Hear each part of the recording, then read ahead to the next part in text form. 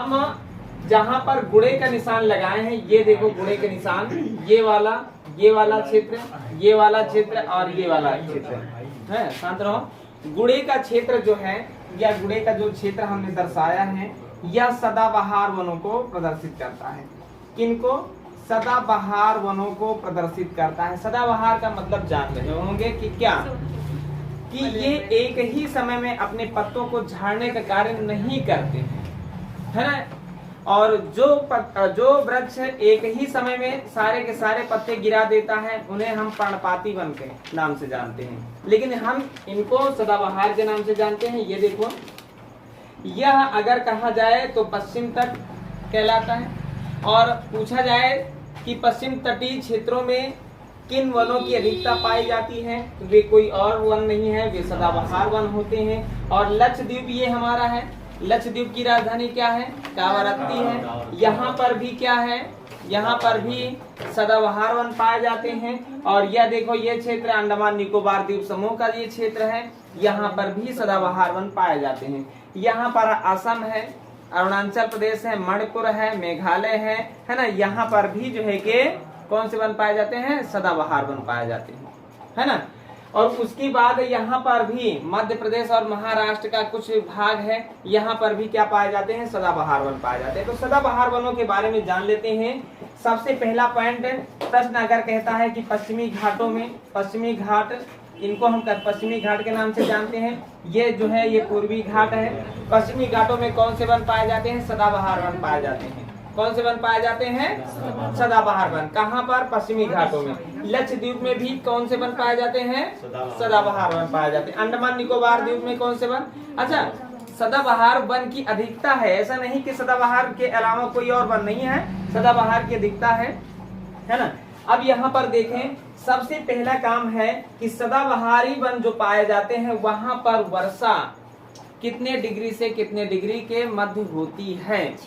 अगर 200 degree Celsius से 200 degree Celsius से अधिक वर्षा हो रही है जहां पर, वहां सदाबहार वनों की अधिकता होती है। वर्षा का होना कितना उचित है? 200 डिग्री से अधिक। 200 डिग्री से अधिक अगर वर्षा हो रही है, तब वहां पर कौन से वन पाए जाएंगे? सदाबहार वन पाए जाएंगे। और यहाँ पर ऐसी ही कुछ वर्षा होती है, ठीक है। अच्छा, अगर क्षेत्र की बात कर ले तो यहाँ पर जान रहे हो ये कौन सा राज्य है? महाराष्ट्र है। फिर क्या है? गोवा है। फिर क्या है? कर्नाटक है। फिर क्या है? केरल है। फिर क्या है ना। तो ये जो है कि यहाँ पर कुछ हिस्सों में तो और भी वन पाए जाते हैं, लेकिन अधिकता अगर पूछा जाए तो सदाबहार वनों की है ना। सदाबहार वनों को ही हम यूरी फॉरेस्ट भी कहते हैं। यूरी ग्रीन फॉरेस्ट के नाम से भी जानते हैं।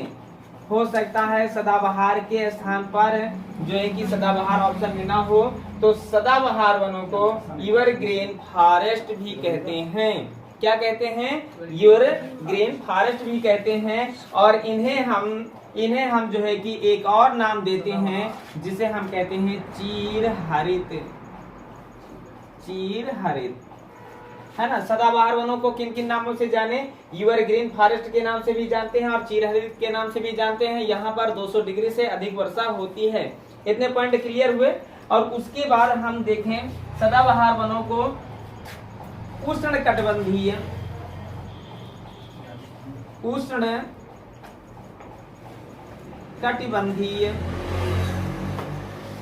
सदाबहार वन भी कहते हैं। सदाबहार वन भी कहते हैं, है ना। इतने नामों से सदाबहार वनों को जाना जाता है। अब इनकी विशेषता के बारे में जान लेते हैं कि इनकी खास विशेषता क्या है ना। सदाबहार वनों के बारे में हम जान लिए कि सदाबहार वनों को एवरग्रीन फॉरेस्ट भी कहते हैं, चीरहरित भी कहते हैं, उष्णकटिबंधीय सदाबहार वन भी कहते हैं। और यहाँ पर जो है कि वर्षा 200 डिग्री सेल्सियस से अधिक होनी चाहिए। लेकिन इन वनों की विशेषता क्या है, हमको ये भी जान लेना है। इन वनों की विशेषता है कि एक मौसम में ये सारे पत्ते नहीं झाड़ते हैं। एक मौसम में ये सारे के सारे पत्ते नहीं झाड़ते हैं, इसीलिए हम इन वनों को क्या कहते हैं? सदाबहार वन कहते हैं। और दूसरा, अगर एक ही एक मौसम में सारे के सारे वृक्ष पत्ते नहीं झाड़ने का काम करते हैं, तो इसका मतलब है कि ये क्या होंगे, काफी घने होंगे। इसलिए पत्ते जो है कि झड़ेंगे नहीं, तो सघनता होगी, माने इनकी जो है कि वृक्षों के बीच क्या होगी, काफी घने रहेंगे, है ना। यह इनकी खास विशेषता है। क्या क्या विशेषता कि नंबर 1, 200 डिग्री से अधिक वर्षा होती है तो क्या होता है, यहाँ के वृक्ष एक समय में सारे पत्ते नहीं झाड़ते हैं और इसीलिए ये काफी घने वन हो जाते हैं। और काफी घने वन हो जाते हैं। विश्व के सबसे बड़े पेड़ अगर पूछा जाए, विश्व के सबसे बड़े पेड़ किन में पाए जाते हैं, तो वे सदाबहार वनों में पाए जाते हैं।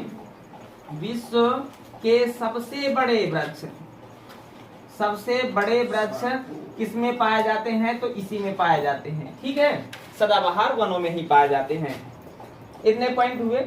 अच्छा, उदाहरण के तौर पर सदाबहार वनों में कौन कौन वृक्ष आते हैं, ज्यादातर पूछा जा सकता है ना। तो इसमें लिख लेते हैं महोगनी। महोगनी, महोगनी किसके अंतर्गत आता है, तो महोगनी जो है कि सदाबहार वन के अंतर्गत आता है। क्या हुआ बच्चों, अरे ऐसे लिख डालो, कहाँ लिखता है ना। सदाबहार वनों के अंतर्गत महोगनी आता है, बांस भी आता है, बांस भी आता है, और उसके बाद रबड़ भी आती है। ये पूछा जा सकता है कि रबड़ किन वनों के अंतर्गत, तो सदाबहार वनों के अंतर्गत। बांस किस वनों के अंतर्गत, सदाबहार। महोगनी किन के अंतर्गत। अच्छा, अब पाए कहाँ कहाँ जाते हैं, तो ये तो इधर वाला हिस्सा तो जान ही रहे हो। ये जो है कि कौन सा हिस्सा है, महाराष्ट्र का हिस्सा है। महोगनी, ये भी सही वृक्ष है। महोगनी, महोगनी जो है कि वृक्ष का नाम है। ठीक है, बांस, रबड़, बहुत सारे वृक्षों के नाम सुनोगे जो अभी तक देखे नहीं हो, है ना। तो महोगनी और बांस और रबड़ सदाबहार के अंतर्गत आते हैं। कहाँ पर पाए जाते हैं, देखो यहाँ पर महाराष्ट्र में, गोवा, केरल, कर्नाटक, है ना, कोच्चि, सब जगह पर पाए जाते हैं। और यहाँ पर भी पाए जाते हैं। आप पूर्वी क्षेत्र में कहाँ कहाँ पर, अगर कह दिया जाए पूर्वी हिमालय, तो इसे हम पूर्वी हिमालय के नाम से भी जानते हैं। पूर्वी हिमालय में भी जो है कि सदाबहार वन पाए जाते हैं। ठीक है, और पूर्वी हिमालय के बाद जो है कि यहाँ पर असम राज्य है, असम में भी जो है कि सदाबहार वन पाए जाते हैं। असम की राजधानी बोलो क्या है, असम की राजधानी नटपूजा, यही का क्या है ना, लोक नृत्य है। बिहू कहाँ का है, बिछुआ कहाँ का है ना, असम के हैं। तो ये बात जाने रहना। असम के बाद हम मेघालय की बात कर लेते, तो मेघालय में भी ये वन पाए जाते हैं। कहाँ पर, मेघालय। मेघालय की राजधानी बोलो क्या होगी, मेघालय की राजधानी शिलांग होगी। और मेघालय के बाद अगर हम बात कर लेते हैं मिजोरम, मिजोरम, मिजो, पावी, लाखीर यहाँ के प्रमुख जनजातियां हैं, है ना। मिजोरम, मिजोरम की राजधानी आइजोल। मिजोरम में भी सदाबहार वन पाए जाते हैं। और मिजोरम के बाद हम त्रिपुरा की बात कर लेते हैं। त्रिपुरा, है ना, त्रिपुरा, त्रिपुरा की राजधानी, त्रिपुरा की राजधानी अगरतला, है ना, त्रिपुरा में भी। और उसके बाद हाँ, नागालैंड, नागालैंड में भी जो है कि यही वन पाए जाते हैं। क्या हुआ, इम्फाल मणिपुर की राजधानी है, इम्फाल मणिपुर की राजधानी है। ठीक है, नागालैंड, नागालैंड की राजधानी बोलो क्या है, नागालैंड की राजधानी कोहिमा। नागालैंड में भी सदाबहारी वन पाए जाते हैं। और नागालैंड, फिर पश्चिम बंगाल के कुछ हिस्सों में भी, पश्चिम बंगाल के कुछ हिस्सों में भी पाए जाते हैं। यहाँ पर पश्चिम बंगाल है और पश्चिम बंगाल के कुछ हिस्सों में भी सदाबहारी वन पाए जाते हैं। ठीक है, और उसकी बात तुम यहाँ पर देख रहे हो, अंडमान निकोबार द्वीप समूह में भी और लक्षद्वीप में भी सदाबहारी वन पाए जाते हैं। एक बार सदाबहारी वनों से फिर जान लेते हैं। सदाबहारी वन वहीं उसी क्षेत्र में पाए जाते हैं जहाँ पर 200 डिग्री से अधिक वर्षा होती है। और 200 डिग्री से अधिक वर्षा होती है तो वहाँ पर क्या होता है ना, एक ही समय में वे सारे के सारे पत्ते जो है कि झड़ने का कार्य नहीं करते हैं। और इसके कारण जो है कि वे काफी घने हो जाते हैं। विश्व के सबसे लंबे पौधे यहीं पर पाए जाते हैं। कहाँ, सदाबहारी वनों के अंतर्गत। सदाबहारी वनों को हम जो है कि एवरग्रीन फॉरेस्ट के नाम से भी और चिरहरित के नाम से भी, उष्णकटिबंधीय सदाबहार वनों के नाम से भी जानते हैं। और इसमें महोगनी है, रबड़ है, बांस है, ये वृक्ष प्रमुख हैं। ये सदाबहार वनों की बात हुई। अब हटाते हैं सदाबहार वनों से। हाँ लिख लो, नोट कर लो। चले, सदाबहार वनों के बारे में बात हो गई है। अब देखो होता क्या है, हमारा भारत जो है कि जैव विविधता वाला क्षेत्र है, और भारत में अगर देखा जाए वनों को प्रभावित करने वाले तत्व कौन कौन से हैं, ये भी प्रश्न होता है। तो देखो, जहां पर जैसी मिट्टी पाई जाएगी, जहां पर जैसा पानी पाया जाएगा, वैसे ही वृक्ष होंगे, है ना। तो हमारे भारत देश में जो है कि मिट्टी भी कई प्रकार की पाई जाती है ना, और मिट्टी के साथ साथ पानी भी कई प्रकार के पानी भी कई प्रकार का, और उसके बाद जो है कि कहीं पर समतल है तो कहीं पर पहाड़ी क्षेत्र है ना। इसके आधार पर जो है कि तरह तरह के वन पाए जाते हैं। अब तरह तरह के वनों में तुम सदाबहार वनों के बारे में जान लिए हो। अब हम आते हैं किसके बारे में, पर्णपाती वनों के बारे में बात करते हैं। पर्णपाती वन, ये जो भारत के सबसे ज्यादा भूभाग पर हमने प्लस के निशान से चिन्हित किया है, ये पर्णपाती वन है। अगर प्रश्न होता है भारत के सबसे ज्यादा भूभाग पर कैसे वन पाए जाते हैं, तो वे कोई और वन नहीं है, वे पर्णपाती वन। पर्णपाती वनों की खास विशेषता, इनके लिए जो बरसात है, पर्णपाती वनों को हम दो भागों में बांटते हैं। एक होता है आर्द्र पर्णपाती वन, और दूसरा है शुष्क पर्णपाती वन। शुष्क पर्णपाती वन, ठीक है। एक है आर्द्र पर्णपाती और दूसरा है शुष्क पर्णपाती। अब देखिए शुष्क पर्णपाती के लिए क्या है और आर्द्र पर्णपाती के लिए क्या है। शुष्क पर्णपाती में 70 डिग्री से लेकर के 120 डिग्री तक जहां वर्षा होती है, वहां पर शुष्क पर्णपाती वन पाए जाते हैं, और 120 डिग्री से 200 डिग्री तक जहां पर वर्षा होती है, वहां पर आर्द्र पर्णपाती वन पाए जाते हैं। और 200 डिग्री से अधिक वर्षा जहां पर होती है, वहां पर कैसे वन पाए जाते हैं, सदाबहार वन। 200 डिग्री से अधिक सदाबहार वन, 70 से 120 शुष्क पर्णपाती, और 120 से 200 कौन, आर्द्र पर्णपाती। लेकिन अगर पर्णपाती के बारे में बात किया जाए तो 70 से 200 के मध्य वर्षा होना आवश्यक है। अब क्या है आर्द्र पर्णपाती, क्या है शुष्क पर्णपाती। शुष्क माने होता है, देखो आर्द्र का ठीक विलोम शुष्क है। शुष्क माने सूखा, आर्द्र माने गीला, है ना। गीले के लिए जो है कि वर्षा का थोड़ा सा ज्यादा होना, है ना, शुष्क के लिए वर्षा का कम होना। अब यहाँ की विशेषता क्या है, देखें। जो पर्णपाती वन है, ये सबसे ज्यादा भूभाग पर पाए जाते हैं, और पर्णपाती वनों के अंतर्गत कौन कौन से वृक्ष आते हैं, ये भी प्रश्न हो सकता है। तो जो शीशम का वृक्ष है, शीशम का वृक्ष,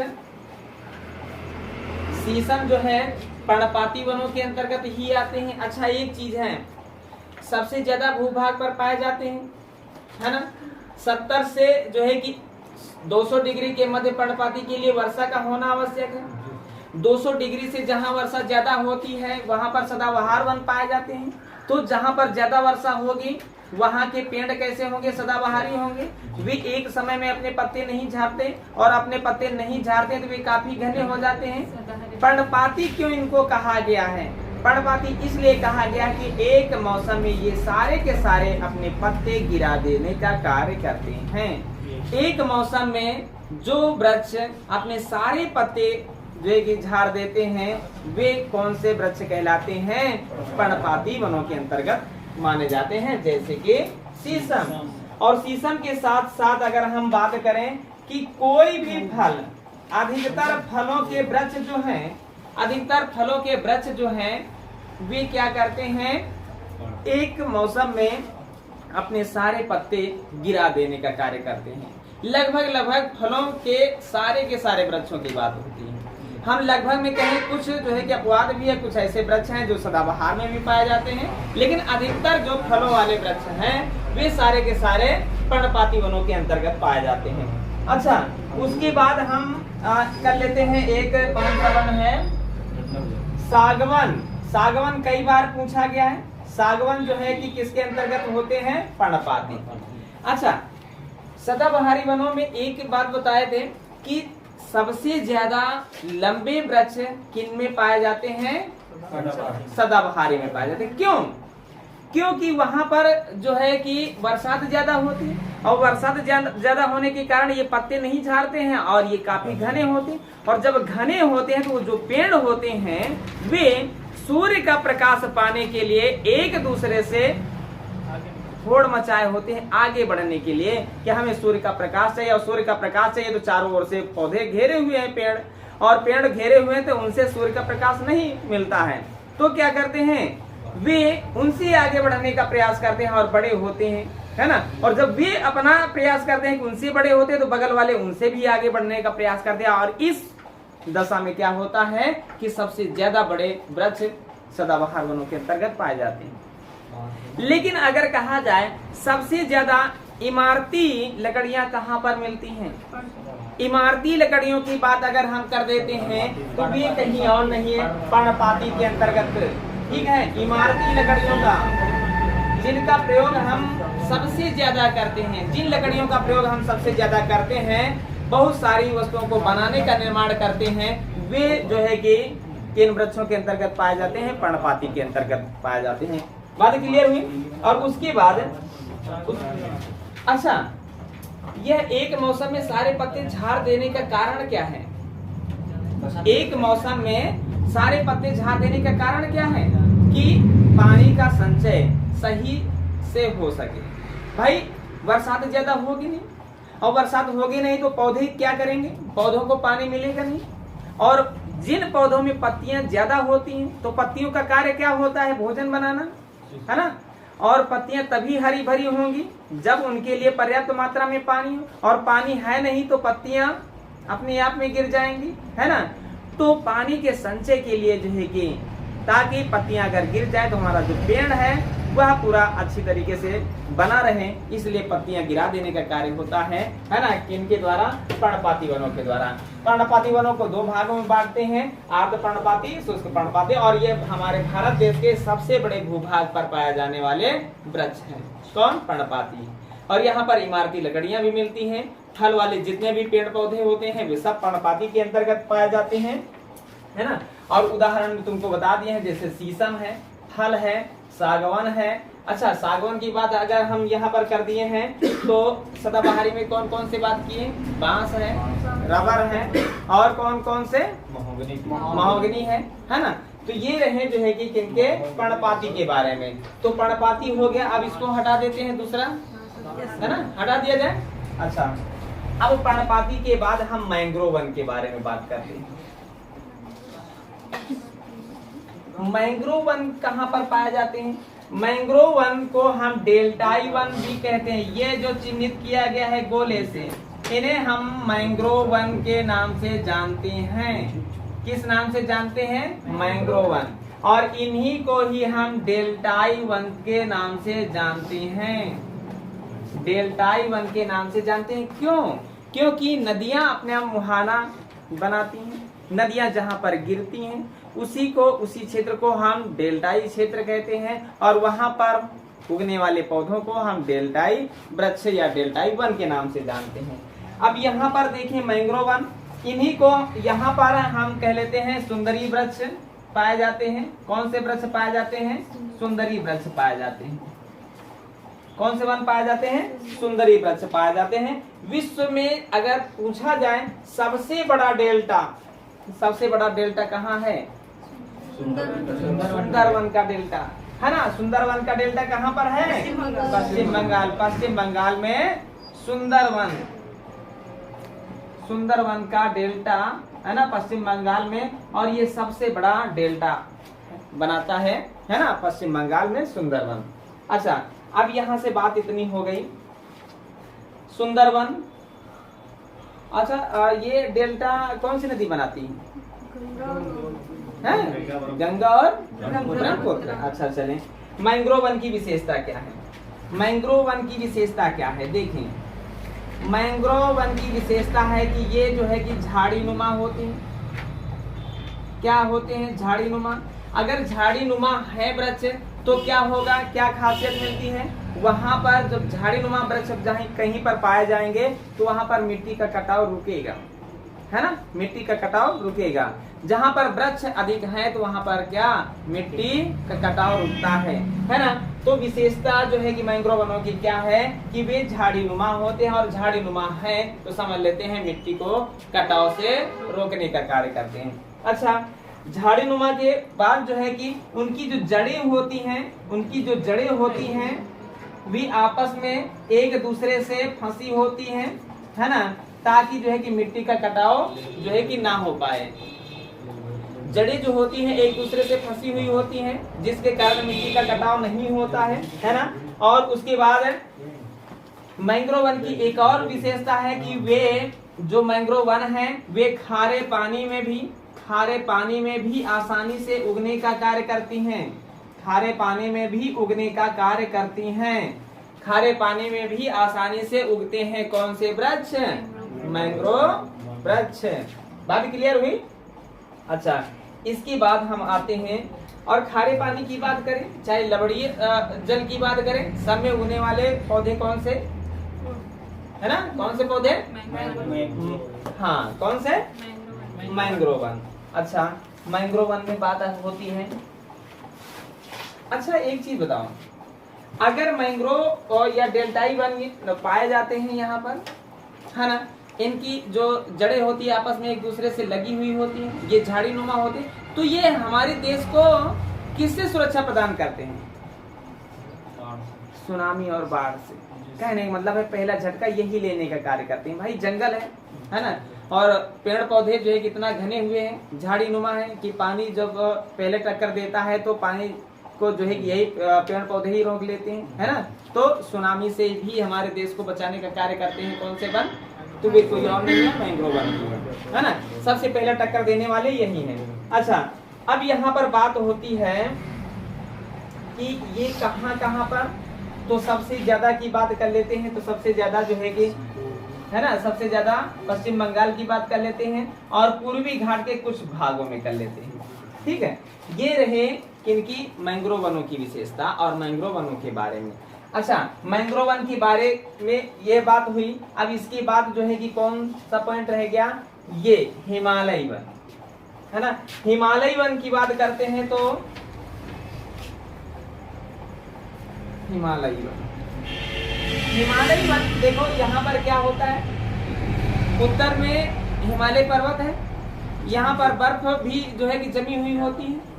अब ऐसे स्थानों में क्या होता है, हिमालयन वन को एक और नाम देते हैं शंकुधारी वन। शंकुधारी वन क्यों कहते हैं इन्हें, हमें ये बात जानना है। देखो, बर्फ गिरती रहती है साल के 12 महीने। पेड़ अगर ऐसे हैं और इसकी एक डाल इधर गई, एक डाल इधर गई, एक डाल इधर गई, इस तरह से, तो बर्फ जैसे ही गिरेगी तो ये जो है कि डाल जो है कि शाखा को क्या करेगी, तोड़ देगी। तो इसलिए इससे बचने के लिए जो वहां के पौधे होते हैं, अपने आप को देखो, तुम ही कहीं किसी स्थान पर जाओ तो अपने आप को उस क्षेत्र के आधार पर ढालने का कार्य करो। हाँ, तो कहने का मतलब है यह जो है कि पेड़ इस तरह से ना हो करके, हमने कहा हिमालयी वन में जो वन पाए जाते हैं वे शंकुधारी माने शंकु के नुमा अर्थात ऐसे पाए जाते हैं, ताकि बर्फ अगर गिरे तो पेड़ का किसी भी प्रकार से नुकसान ना हो और बर्फ सीधे जो है कि जमीन पर हो जाए। बर्फ जब भी गिरे पेड़ का नुकसान ना हो और पेड़ का नुकसान ना हो, बर्फ जमीन पर आसानी से गिर जाए, है ना। और इनका आकार शंकु के आकार का होने के कारण शंकुधारी वन कहते हैं। अब ये बर्फ यहाँ से गिरती है तो नीचे गिरती है ना, पेड़ पौधों को कोई नुकसान नहीं होता है। इसी कारण कहा जाता है कि जो शंकुधारी वन है वे फिसलन प्रक्रिया पर आधारित वृक्ष होते हैं। प्रश्न अगर हो जाए फिसलन प्रक्रिया पर आधारित वृक्ष के नाम बताओ, और ऑप्शन में पर्णपाती वन, सदाबहारी वन, है ना, शंकुधारी वन, या हम कह लेते हैं, तो इनमें से कौन सा सही होगा, शंकुधारी या हिमालयी वन। शंकुधारी को ही हम हिमालयी वन कहते हैं। और हिमालय एक पर्वत है, हिमालय एक पर्वत है और इसी कारण से हम इन्हें पर्वतीय वन का भी नाम देते हैं। क्या नाम देते हैं? पर्वतीय वन का भी नाम देते हैं। हिमालयी वन को किस नाम से जानते हैं? शंकुधारी, और शंकुधारी को हम पर्वतीय वन के नाम से जानते हैं। विकास तुम बताओ, सदाबहारी वनों को किन किन नामों से जाना जाता है? हाँ, कॉपी नहीं देखना, जल्दी बताओ। चीर हरित तो एक अंकित ने बता दिया, चलो दूसरा बताओ। दूसरा हमने यूरी ग्रेन बता दिया, तीसरा तुम बताओ। ये है तुम्हारी पढ़ाई। यूर ग्रेन फॉरेस्ट, ये तो हमने बता दिया है ना। अच्छे से जो है कि पढ़ो। हिमालयी वन, शंकुधारी वन, पर्वतीय वन, ये किनको? हिमालय क्षेत्र में पाए जाने वाले वनों के बारे की बात हो रही है। यहाँ पर कैसे वन पाए जाते हैं? तो हिमालयी वन या शंकुधारी वन, या शंकुधारी वन क्यों कहते हैं हमने बता दिया है, पर्वतीय वन क्यों कहते हैं हमने बता दिया है ना। और उसके बाद ये फिसलन प्रक्रिया पर भी आधारित है। अच्छा, अब दूसरा पॉइंट, यहाँ पर कुछ घास भी पाई जाती है, उनको क्या कहते हैं, है ना भाई। सबसे उत्तर में टुंड्रा प्रदेश की बात कर लेते हैं। टुंड्रा प्रदेशों में, है ना, जहाँ पर बर्फ की अधिकता होती है, बर्फ की अधिकता होती है, तो वहाँ पर कैसे वृक्ष पाए जाते हैं, है ना भाई। जैसे जैसे ऊपर जाएंगे तापमान कैसा होगा, है ना। अच्छा, ठंडा होता जाएगा, तो ऊपर वाला क्षेत्र जो है कि हम टुंड्रा प्रदेश के नाम से जानते हैं, टुंड्रा प्रदेश, है ना। अब टुंड्रा प्रदेश में कौन कौन सी घास पाई जाती है? एक घास का नाम है मांस। मांस घास जो है कहाँ पाई जाती है? बर्फ पर। ये जो है कि काई की तरह जो है कि जमी हुई होती है ये घास, किन पर? बर्फ पर, है ना। और इस घास को कहते हैं मांस। और मांस के बाद जो है कि लाइकेन भी यहाँ पर पाई जाती है। क्या पाई जाती है? लाइकेन। मांस और लाइकेन नामक घास कहाँ पर पाई जाती है? तो टुंड्रा प्रदेशों में पाई जाती है। बात क्लियर हुई? टुंड्रा प्रदेशों में। अच्छा, अब हम जो है कि सदाबहार, पर्णपाती और उसके बाद जो है कि मैंग्रोव और उसके बाद हिमालय वन के बारे में बात कर चुके हैं। अब हम यहाँ पर बात करेंगे ये जो राजस्थान का क्षेत्र है ना, राजस्थान में कौन कौन से।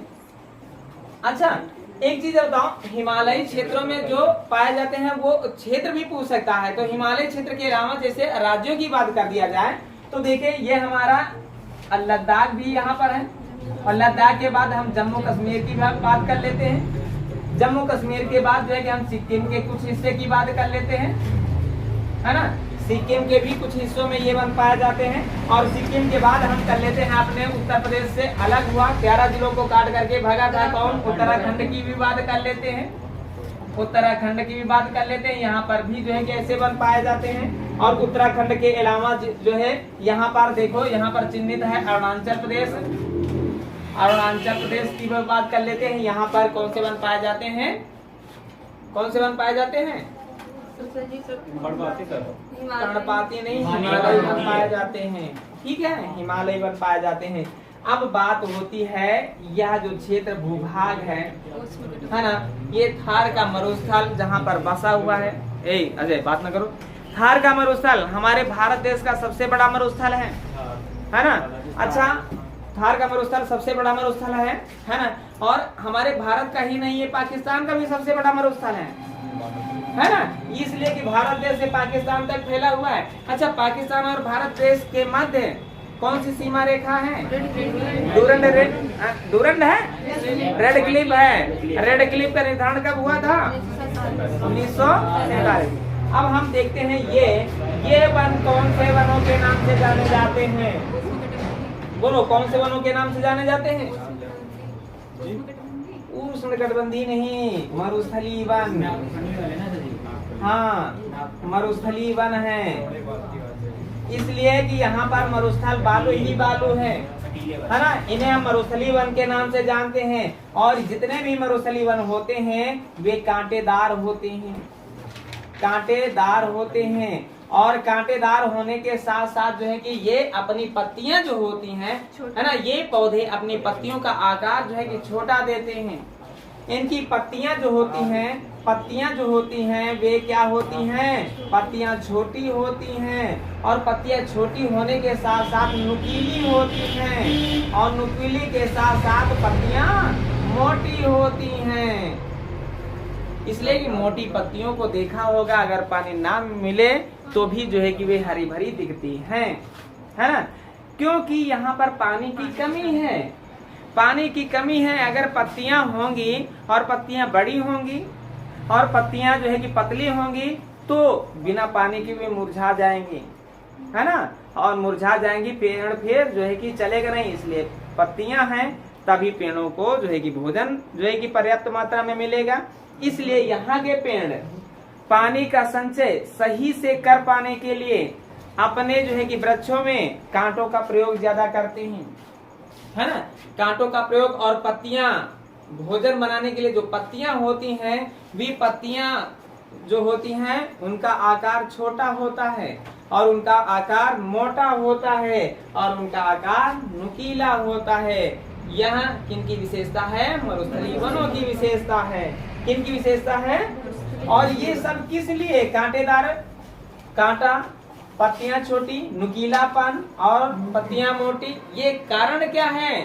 जल का संचय सही से हो सके, है ना, जल का संचय सही से हो सके। अच्छा, हमने कहा 200 डिग्री से अधिक वर्षा हो रही है तो सदाबहार वन, 70 से 120 वर्षा हो रही है शुष्क पर्णपाती, 120 से जो है कि 70 हो रही है आर्द्र पर्णपाती, और 70 डिग्री से कम अगर वर्षा हो रही है तो वह यही है 70 डिग्री से कम। 70 डिग्री से कम वर्षा किन क्षेत्रों में होती है? जहाँ पर मरुस्थलीय वन पाए जाते हैं। मरुस्थलीय वन जहाँ पर पाए जाते हैं वर्षा वहाँ पर 70 डिग्री से कम होती है ना, 70 डिग्री से कम होती है। और उसकी बाद जो है कि हम बात कर लेते हैं यहाँ पर कैसे वृक्ष पाए जाते हैं। तो नंबर 1 बबूल को रख लेना, है ना, बबूल भी यहाँ पर पाया जाता है। और बबूल के साथ साथ खजूर को देखा होगा कि उस तरह के स्थानों पर जहाँ पानी ना भी हो तो भी जो है कि हरे भरे दिखते हैं, है ना। बबूल के बाद जो है कि नागफनी की बात कर लेते हैं और नागफनी के बाद जो है कि हम बैर का भी प्रयोग कर लेते हैं, है ना। ये सारे के सारे वृक्ष क्या हैं? यह मरुस्थलीय वन के अंतर्गत पाए जाते हैं। ये रहे तुम्हारे भारत देश में पाए जाने वनों के बारे में, है ना। और इनका क्षेत्र भी हम देख लेते हैं। इनका क्षेत्र हम कह लेते हैं भाई, यहाँ पर राजस्थान लगता है, राजस्थान लगता है। बोलो राजस्थान की राजधानी क्या है? राजस्थान की राजधानी जयपुर है, पिंक सिटी है, गुलाबी शहर है। चलो बहुत बढ़िया। राजस्थान के बाद ये देखो गुजरात का भी कुछ हिस्सा है ना। गुजरात में हमने कल बताया था कांडला बंदरगाह है, जिसे हम ज्वारी बंदरगाह के भी नाम से जानते हैं। यहीं पर महात्मा गांधी का जन्म होता है। यहीं पर जो है कि सबसे पश्चिमी बिंदु बसा है, कौन सा? सरग्रेव, है ना। इतनी बात हुई, है ना। और कांडला बंदरगाह को ज्वारी बंदरगाह के नाम से भी जानते हैं। ये कच्छ की खाड़ी में, कच्छ के रण में शुल्क मुक्त व्यापार क्षेत्र है। इतनी बातें कल हो गई थी, है ना। उसके बाद जो है कि यहाँ पर पंजाब बसा है। पंजाब की राजधानी चंडीगढ़। पंजाब में कौन सा समास है? द्वीप समास है। अच्छा, उसके बाद जो है कि हरियाणा की बात भी कर लेते हैं। हरियाणा में भी ऐसे वन पाए जाते हैं, ठीक है। हरियाणा की राजधानी चंडीगढ़, हरियाणा का कुछ भाग है। और एमपी का भी कुछ भाग है, माने मध्य प्रदेश का भी कुछ भाग है। मध्य प्रदेश की राजधानी भोपाल। और उसके बाद हम महाराष्ट्र की भी बात कर लेते हैं। महाराष्ट्र की राजधानी मुंबई। महाराष्ट्र में एक शहर है पुणे। पुणे किस नदी के किनारे बसा है? कौन? मोठा नदी के किनारे है ना। और इतने भागों में क्या पाए जाते हैं? मरुस्थलीय वन पाए जाते हैं। बताओ, अब वनों से संबंधित कोई पॉइंट बचा है ना। इनसे संबंधित जो योजनाएं चलाई गई हैं वे दूसरे दिन हो जाएंगी, इसलिए कि समय भी हो रहा है भाई।